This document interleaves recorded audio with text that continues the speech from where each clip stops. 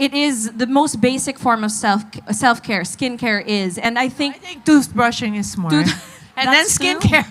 That is true, you know. But we can edit it along the way. But all of these beautiful ladies here, I am sure they have a ton of questions, and we are going to get to you guys. But I get to start. Now, what products do you think you can recommend? I think a lot of people are very shy when it comes to, let's say, scars, acne scars, Doctora. So is there something, I mean, a specific treatment that you guys have for that? I think it's a very basic concern.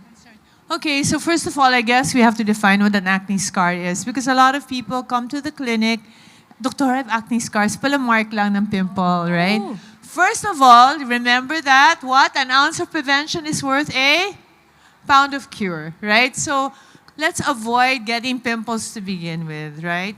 So, you know naman, when do pimples start? I have gifts. Can I give away if somebody gives the right answer? Of course. Well, I'm here now. So what age do pimples usually start? Can you give me all the bellow things here?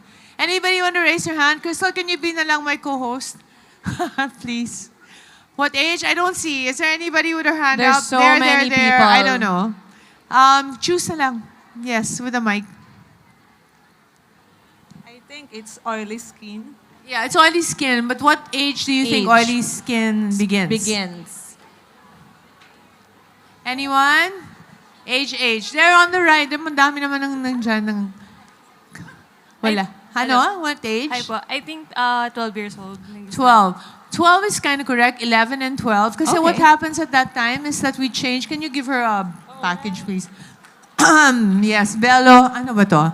Belo. Is this a GC? We're giving both GCs from Belo Medical Group I love and it. Belo Essential Products. So, the causes of our acne are fourfold. Okay, you have to remember this because it's not just one cause, okay? So it's four. The first one, the worst one, is oiliness. Oiliness is next to? Ang tahimik naman ninyo. Ugliness. Oiliness is the food for bacteria. Did you know this? So we have bacteria on our face. It's called P. acnes. It lives there talaga. But if it has no food, it cannot really multiply. But if there is oil, it eats the oil and then breaks down the oil to free fatty acids. Acids are very irritating. So in irritating pore, and then lo and behold, the hormones pa, nagkakaroon na kayo ng period, may testosterone na, you'll get a pimple. Okay? What is the number one bad thing that you can do to your pimple? Anybody want to raise their hands? This side naman? Or that side? Okay. What? What's the worst thing you can do to your pimple? What? It's prick your pimple. Yes, prick your own pimple. How many people do that? Thank you for being honest. Guilty a little bit. You really do, Sometimes. but you don't have any. But pimples, so you cannot prick your own because how does a pimple look? It looks like Mayon volcano, di ba? With a very small top, and then most of the pus is down here. If you go to the mirror, even mag-alcohol ka pa, tapos i-prick mo, and then let's say you put a little pin, usually you guys do that, you lighter, and then you get a safety pin, and then you prick. At the very point when it's the most painful, kasi the hole is only small, then you prick it, it goes back inside. Half the pus will go out, and half the pus gets sucked in. Kasi ginaganon yun, di ba? Tapos bigla na, aray! Automatically, you let go. So the pus flies out, kala nyo natanggal, pero actually, pumasok yung half. Nahihigop sa loob. And what happens is, tomorrow, you have a pimple beside it, you have tuna. Okay? And because they're so deep, they leave scars. So, acne scars, if they're black lang, if you look at it and it's black, that's not a scar. That's just a sign na minaiwan na pus sa loob, tapos nag-dry up na yung pimple, pero hindi nyo natanggal lahat ng pus, so it's black. So that's not acne scar. That's much easier to treat. You go to a very good dermatologist with a good esthetician. They'll take out the pus. It will disappear. Now, if you already have mga deep furrows and then you have those ice pick scar, parang ang ice pick, parang may kumuha ng ice pick, tapos ginanong-ganon ang mukha mo. Those are kind of hard to treat. And you can't do it on a DIY. You have to go to Belo Medical Group. You have to do several lasers. We have 200 lasers in Belo Medical Group. Why? Because Wow. hiyang-hiyang yan eh. I cannot have the same treatment for you as for you. It's just, it's personalized. So for example, the least aggressive with the least downtime is the Pico Sure. If you do that one, that's easy. Wala kang downtime. But sometimes it doesn't work kung talagang bad na yung scars. The pinaka-effective, but with a lot of downtime, is something called the time capsule. So the time capsule is a combination of fractional CO2 followed by growth factors from Korea that help your skin grow up. And then that is air dissection. Air dissection is when you loosen the scar from the base. Because if the scar is stuck to the base, it will take forever for the skin to go up. But if you have air and you just loosen it, why do you use air? Because it's not traumatic at all. It's just air that separates the skin. And then the growth factor can go underneath that, and then it will make it grow. This is what I don't do. You have to do the soap. You start with your knees and you start with your elbows. And you have to leave it for at least 2 minutes. Because if you, like I take a shower, which is the whole body, tinatamad naman ako mag-leave lang ng 2 minutes sa aking knees and elbows, then there's not enough time for the soap active ingredients to penetrate and remove that dead skin. You can do naman scrubs if you want, but I really think that the kojic and the papaya are better because they separate the skin cells and they actually shed microscopically. I don't believe, and I really want to say this to you, I don't believe in doing chemical peels. I know there are some people who do it well, but your skin is the problem, not the person doing it. Many people, because of our melanin, we tend to burn when we're given a chemical peel. A chemical peel is a blind procedure. What does it mean? I really don't know how deep this chemical is going to go. In some people with larger pores, it will go deeper. In other people with thinner pores, it will go shallower. Sometimes if you have a lot of dead skin, it cannot penetrate, so it's on the surface.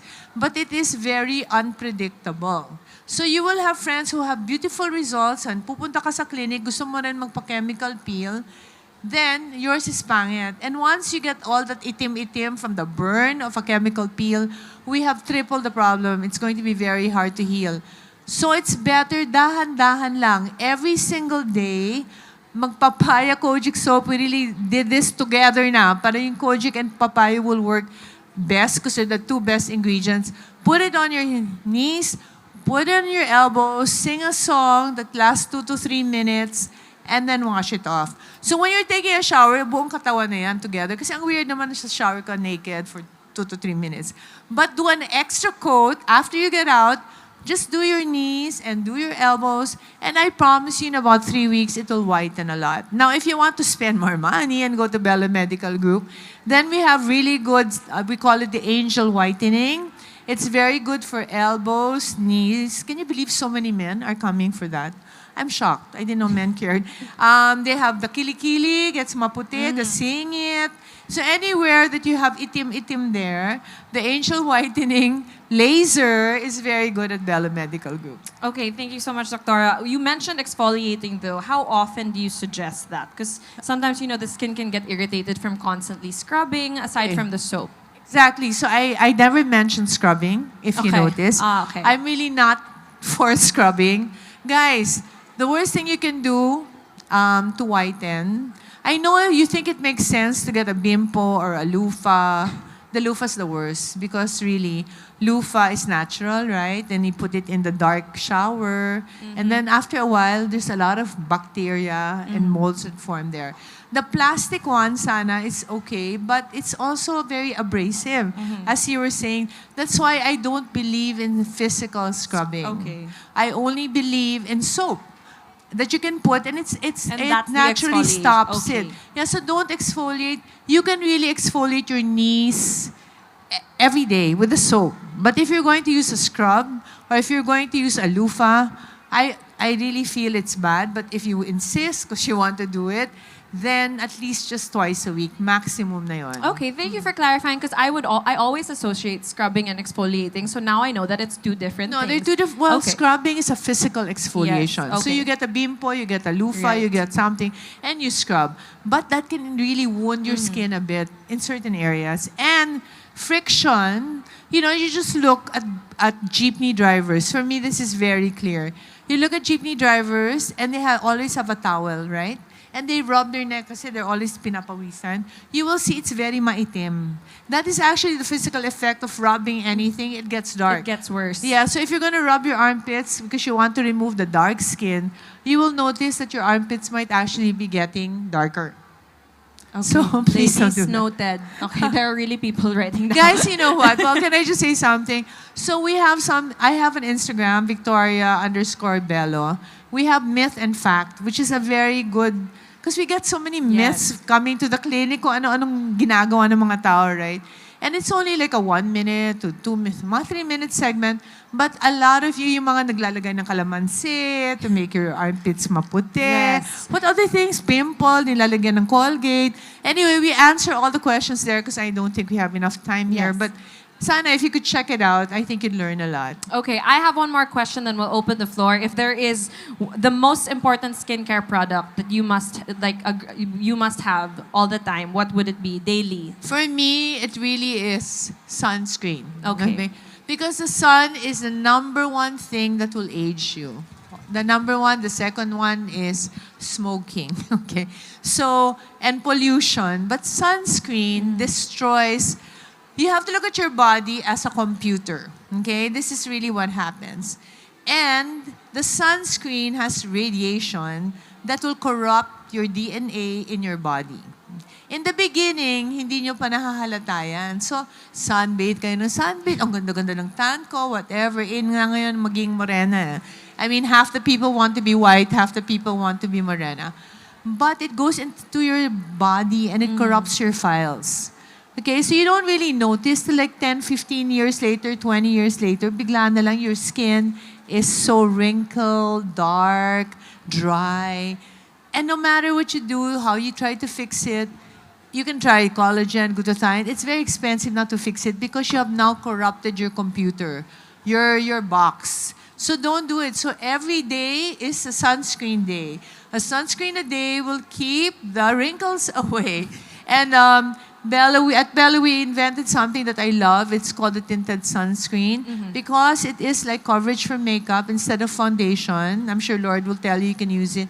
And then you're already protected. So protect everything, especially shoulders, neck, the chest, diba? These are very important areas. Don't just put it on your face.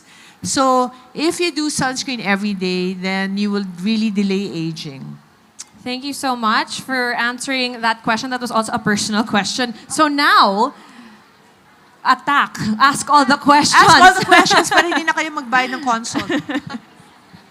Or I'll give you a prize if you ask an intelligent question. Meron ba tayo? How many more bags do we have?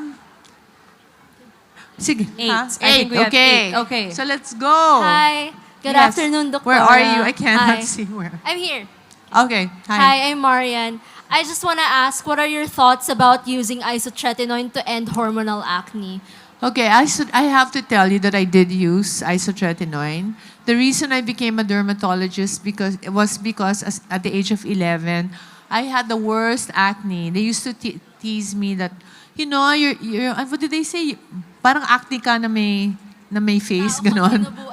Ano, whatever they say. And I really had bad skin. And it was extremely nakaka-insecure for me, especially in the growing up teenage years when, of course, I care about boys and if they find me pretty and my skin was so ugly.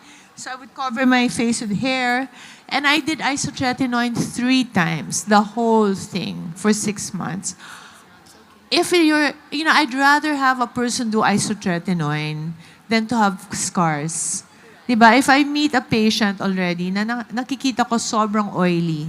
Kasi as I said, oiliness is the #1 cause of acne. Unfortunately, we don't really have many things that can combat oil and stop it completely. The only thing we have is isotretinoin.